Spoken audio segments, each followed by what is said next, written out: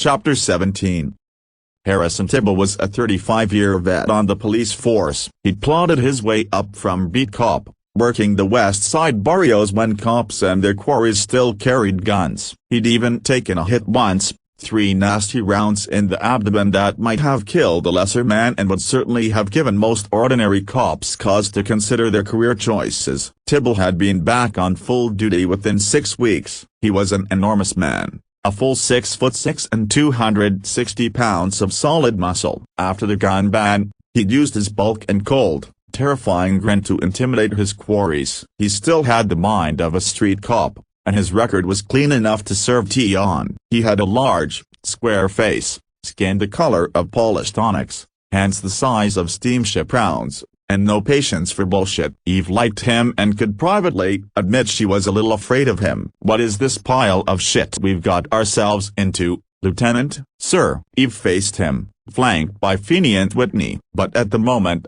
she knew she was very much alone. "David Angelini was on scene the night Louise Kursky was killed. We have that locked. He has no solid alibi for the times of the other 2 murders. He's in debt big time to the spine twisters, and with his mother's death, he comes into a nice, healthy inheritance. It's been confirmed that she had refused to bail him out this time. Look for the money's a tried and true investigative tool, Lieutenant." "But what about the other 2? He knew all of this," Eve thought and struggled not to squirm. Every word of every report had passed by him. He knew Metcalf had been to her apartment, was working with her on a project. He needed her to commit, but she was playing coy, covering her bases. The 3rd victim was a mistake. "We believe strongly that the intended victim was Nadine First, who at my suggestion and with my cooperation was putting a great deal of pressure on the story. He also knew her personally." "That's real good so far." His chair creaked under his weight as he shifted back. "Real good. You've placed him at one of the scenes,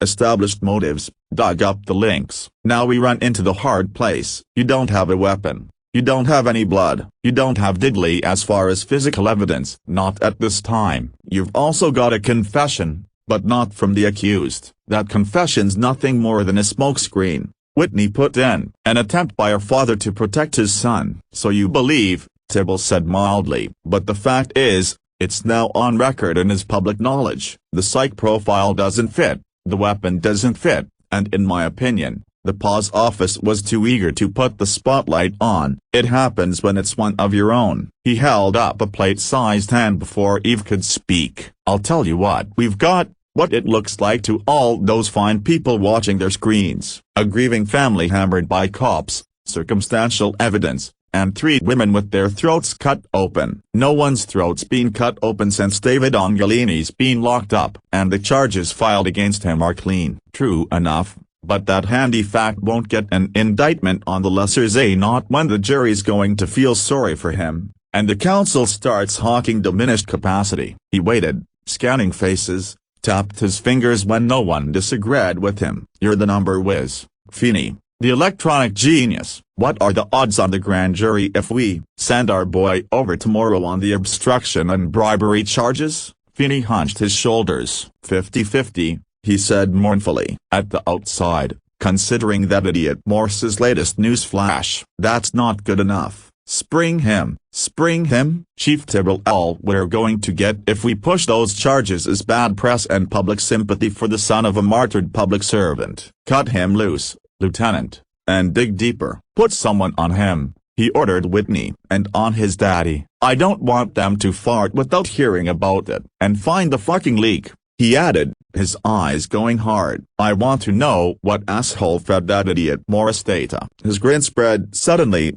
terrifyingly. "Then I want to talk to him, personally. Keep your distance from the Angelinis, Jack. This isn't any time for friendship. I'd hope to talk to Myrina. I might be able to persuade her not to give any more interviews." "It's a little late for damage control there," Tibble considered. "Hold off on that. I've worked hard to get the stink of the word cover-up out of this office. I want to keep it that way. Get me a weapon. Get me some blood, and for Christ's sake do it before somebody else gets sliced." His voice boomed out, fingers jabbing, as he snapped to orders. "Feeney, work some of your magic. Go over the names from the victims' diaries again, cross them with firsts. Find me somebody else who had an interest in those ladies. That'll be all. Gentlemen. He got to his feet. Lieutenant Dallas, another moment of your time. Chief Dibble. Whitney began formally. I want it on record that as Lieutenant Dallas's commanding officer, I consider her pursuit of this investigation to be exemplary. Her work has been top-rate despite difficult circumstances, both professional and personal, some of which I have caused. Tibble cocked a bushy brow. I'm sure the lieutenant appreciates your review,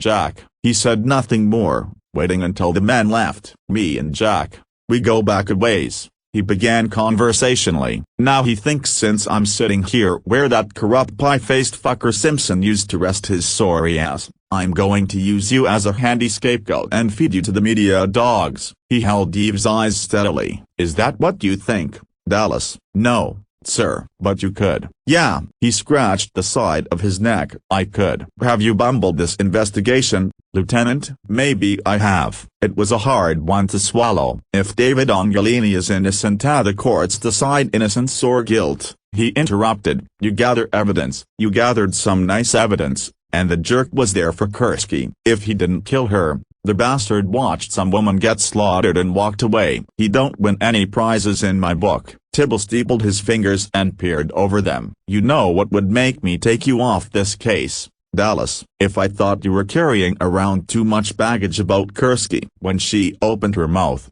then shut it again, he gave her a thin-lipped smile. Yeah, best to keep it shut. You laid out some bait, took a chance. There was a pretty good shot he'd come after you. I'd have done the same thing in my glory days, he added with some wistful regret that they were over. Problem is, he didn't, and some poor woman with a tobacco habit gets hit instead. You figure you're responsible for that? She struggled with a lie, gave up to the truth. Yes, get over it, he said with a snap. The trouble with this case is, there's too much emotion. Jack can't get past his grief. You can't get past your guilt. That makes the two of you useless. You want to be guilty. You want to be pissed. Wait till you nail him. Clear? Yes, sir. Satisfied. He leaned back again. You walk out of here, the media's going to be all over you like lice. I can handle the media. I'm sure you can. He blew out a breath. So can I.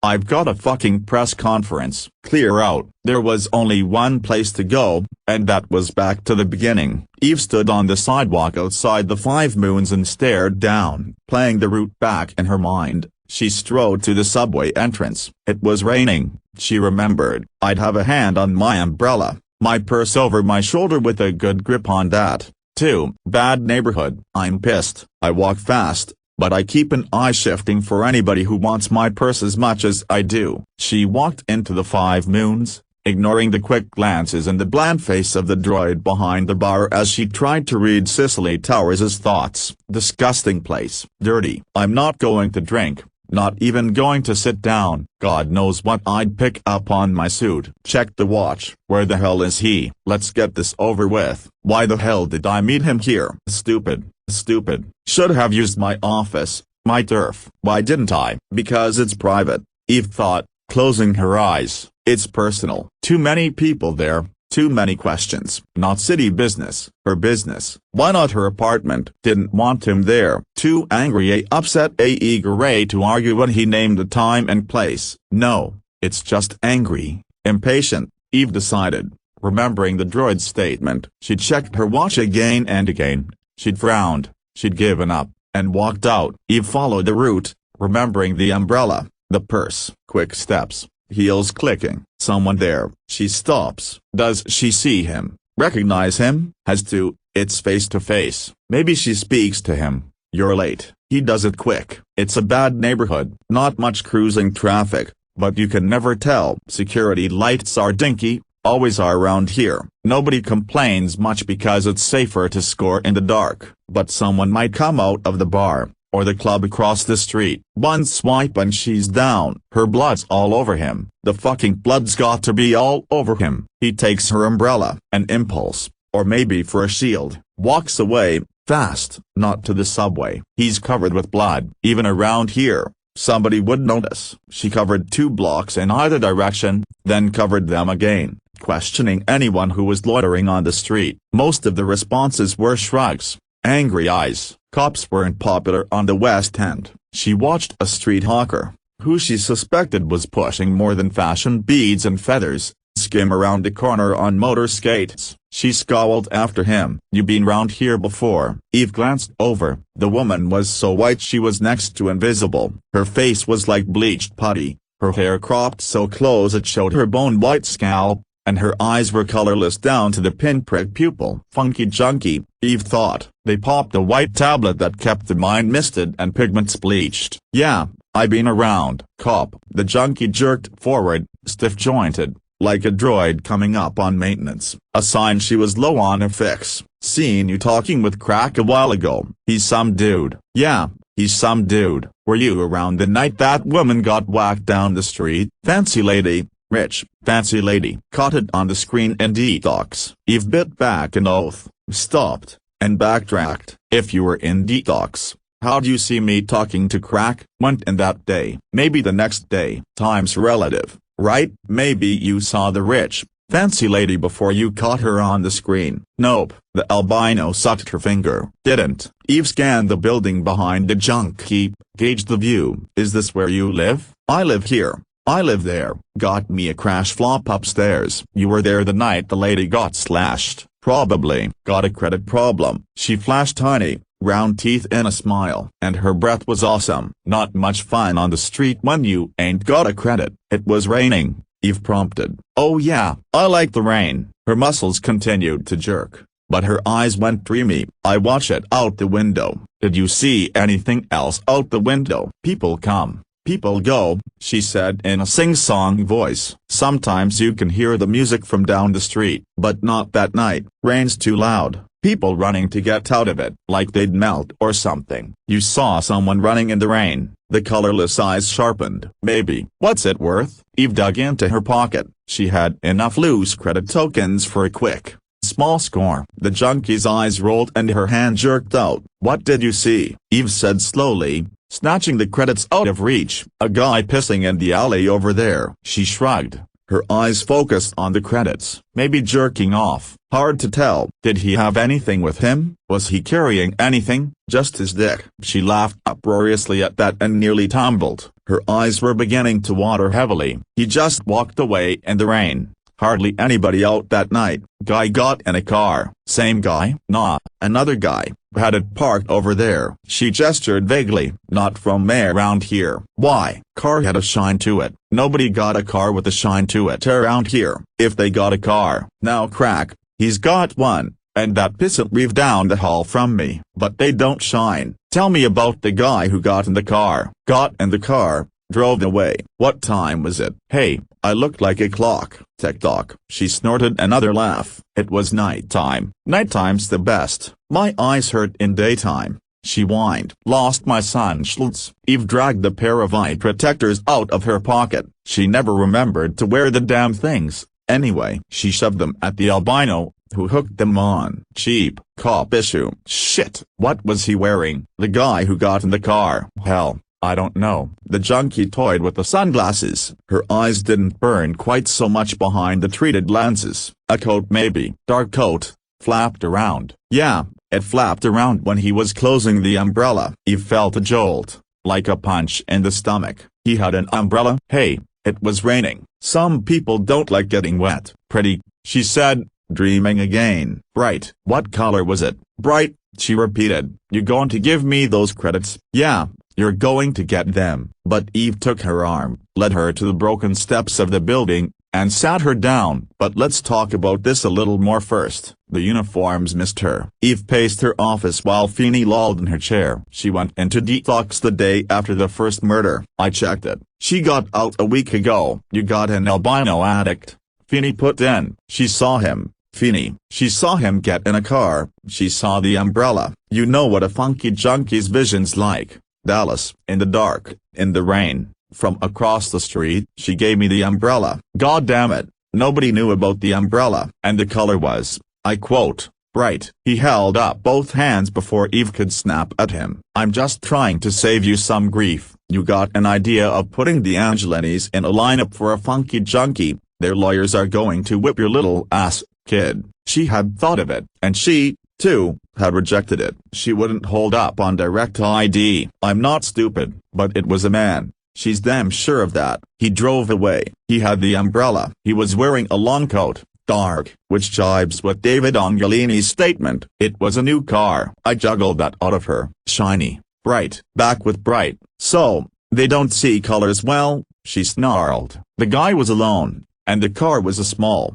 personal vehicle. The driver's side door opened up, not to the side, and he had to swivel down to get in. Could be a rocket, a Midas, or a Spur. Maybe a midget, if it's a late model. She said new, and she's got a thing for cars, likes to watch them. Okay, I'll run it. He gave a sour smile. Any idea how many of those models been sold in the last 2 years in the 5 boroughs alone? Now, if she'd come up with an ID plate, even a partial A, quit bitching. I've been back over Meatcalf's. There's a couple dozen bright new cars in the garage there. Oh joy. Possibility he's a neighbor, Eve said with a shrug. It was a very low possibility. Wherever he lives, he has to be able to get in and out without being noticed. Or where people don't notice. Maybe he leaves the coat in the car, or he puts it in something to get it inside and clean it up. There's going to be blood in that car, Feeney, and on that coat, no matter how much he's scrubbed and sprayed. I've got to get over to Channel 75. Are you crazy? I need to talk to Nadine. She's dodging me. Jesus.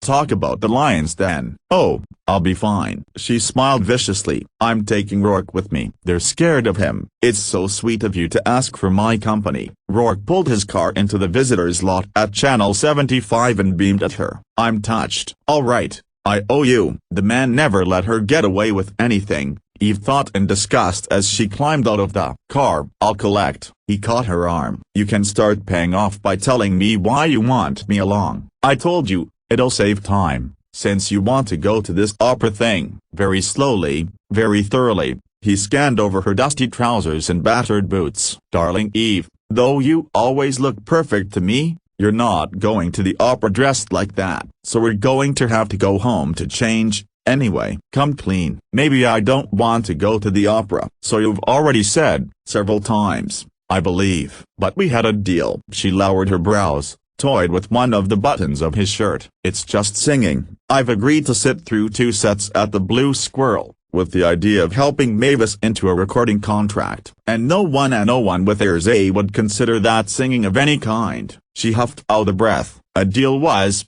after all, a deal. Okay. Fine. I said I'm going. Now that you've managed to avoid the question, I'll repeat it. Why am I here? She looked up from his button, into his face. It was always hell for her to admit she could use help. Feeney's got to dig into the e-work. He can't be spared right now. I want another pair of eyes, ears, another impression. His lips curved. So, I'm your second choice. You're my first civilian choice. You read people well. I'm flattered. And perhaps, while I'm here, I could break Morse's face for you. Her grin came quickly. I like you, Rourke. I really like you. I like you, too. Is that a yes? I'd enjoy it very much. She laughed, but there was a part of her that won foolishly over the idea of having an Avenger. It's a happy thought, Rourke, but I'd really rather break his face myself. At the right time and in the right place. Can I watch? Sure, but for the moment, can you just be the rich and powerful Rourke?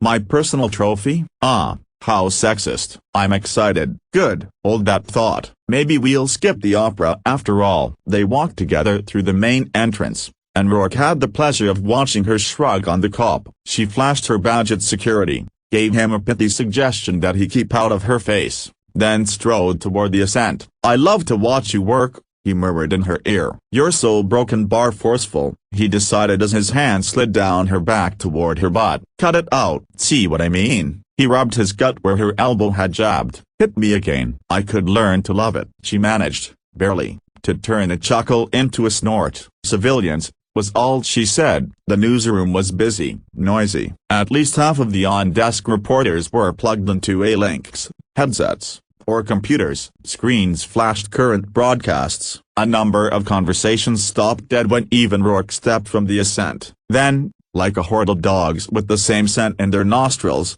reporters scrambled forward. Back off, Eve ordered with enough force to have one eager beaver stumbling backward and stomping on the foot of a cohort. Nobody gets a comment, nobody gets squat until I'm ready. If I do buy this place, Rourke said to Eve in a voice just loud enough to carry, I'll have to make several staff cuts. That created a swath wide enough to stride through. Eve zeroed in on a face she recognized. Wrigley, where's first? Hey, Lieutenant. He was all teeth and hair and ambition. If you'd like to step into my office, he invited, gesturing toward his console. First, she repeated, in a voice like a bullet. Where? I haven't seen her all day. I covered her morning report myself. She called in. Beaming smiles, Morris sauntered over. Taking some time off, he explained, and his mobile face shifted to sober lines. She's pretty ripped up about Louise. We all are. Is she at home? Said she needed some time. Is all I know. Management cut her a break. She's got a couple of weeks coming. I'm taking over her beat. His smile flashed again. So, if you'd like a little airtime, Dallas, I'm your man. I've had plenty of your airtime, Morse. Well then, he dismissed her and shifted toward Rourke. His smile bumped up in wattage. It's a pleasure to meet you. You're a difficult man to contact. Deliberately insulting, Rourke ignored Morse's offered hand. I only give time to people I consider interesting. Morse lowered his hand, but kept his smile in place. I'm sure if you spared me a few minutes, I'd find several areas of interest for you. Rourke's smile flashed, quick and lethal. You really are an idiot, aren't you? Down, boy, Eve murmured, patting Rourke's arm. Who leaked confidential data? Morse was obviously struggling to recover his dignity. He veered his gaze to hers and nearly managed an arrogant sneer. Now, sources are protected. Let's not forget the Constitution. Patriotically, he laid his palm over his heart. Now, if you wish to comment on, contradict, or add to any of my information, I'd be more than happy to listen. Why don't we try this? She said, shifting gears. You found Louise Kursky's body while it was still warm. That's right. He folded his mouth into grim lines. I've given my statement. You were pretty upset, weren't you? Jittery. Shot your dinner in the bushes. Feeling better now? It's something I'll never forget, but yes, I'm feeling better. Thanks for asking. She stepped forward, backing him up. You felt good enough to go on air within minutes, to make sure there was a camera out there getting a nice close-up of your dead associate. Immediacy is part of the business. I did what I was trained to do. That doesn't mean I didn't feel. His voice trembled and was manfully controlled. That doesn't mean I don't see her face, her eyes, every time I try to sleep at night. Did you ever wonder what would have happened if you'd gotten there 5 minutes sooner? That jarred him, and though she knew it was nasty and personal, it pleased her. Yes, I have, he said with dignity. I might have seen him or stopped him. Louise might be alive if I hadn't been caught in traffic, but that doesn't change the facts. She's dead, and so are 2 others. And you don't have anyone in custody. Maybe it hasn't occurred to you that you're feeding him, that you've given him just what he wants. She took her gaze from Morse long enough to scan the room and all the people who were listening eagerly. He must love watching all the reports, hearing all the details. The speculation. You've made him the biggest star on the screen. It's our responsibility to report. Morris began. Morris, you don't know shit about responsibility. All you know is how to count the minutes you're on air, front and center. The more people die, the bigger your ratings. You can quote me on that one. She turned on her heel. Feel better? Rourke asked her when they were outside again. Not a hell of a lot. Impressions. The newsroom's in turmoil. Too many people doing too many things. They're all jumpy. The one you talked to initially about Nadine? Wrigley. He's a little fish. I think they hired him for his teeth. He's been biting his nails. There were several others who looked ashamed when you made your little speech. They turned away, got very busy, but they weren't doing anything. Several more looked quietly pleased when you took a couple layers off Morse. I don't believe he's well liked. Big surprise. He's better than I'd thought. Rourke mused. Morse, at what? Slinging shit, image,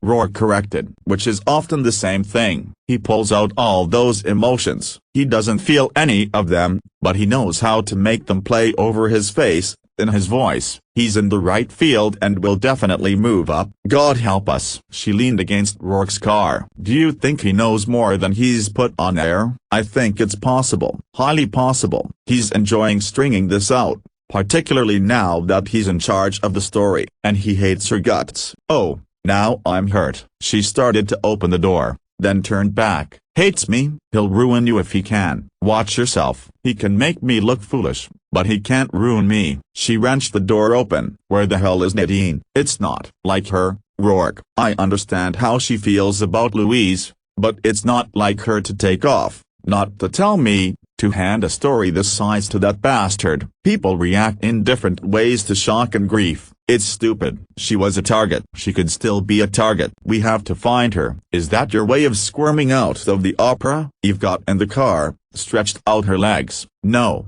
that's just a little side benefit. Let's run by her place, okay? She's on 80th between 2nd and 3rd. Alright, but you have no excuse to squirm out of the cocktail party tomorrow night. Cocktail party? What cocktail party? The one I arranged fully a month ago, he reminded her as he slipped in beside her. To kick off the fundraiser for the Art Institute on Station Grimaldi, which you agreed to attend and to help host. She remembered. All right. He brought home some fancy dress she was supposed to wear. Wasn't I drunk when I agreed? The word of a drunk is worthless. No, you weren't. He smiled as he skimmed from the visitor's lot. You were, however, naked, panting, and I believe very close to begging. Bull. Actually, she thought, folding her arms, he may have been right. The details were hazy. Okay, I'll be there. I'll be there with a stupid smile in some fancy dress that cost you too much money for too little material. Unless a broken bar something comes up. Something? She sighed. He only asked her to do one of his silly gigs when it was important to him. Police business. Only if it's urgent police business. Barring that, I'll stick for the whole fussy mess. I don't suppose you could try to enjoy it? Maybe I could. She turned her head and on impulse lifted a hand to his cheek. A little.